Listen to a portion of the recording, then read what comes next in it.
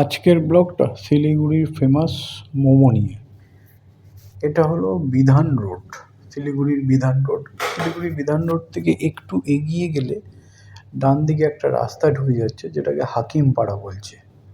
হাকিমপাড়ার ভেতরে হংকংয়ের মোমোর দোকান আছে, ফেমাস দোকান। এই হলো হংকংয়ের মোমোর ফেমাস দোকান।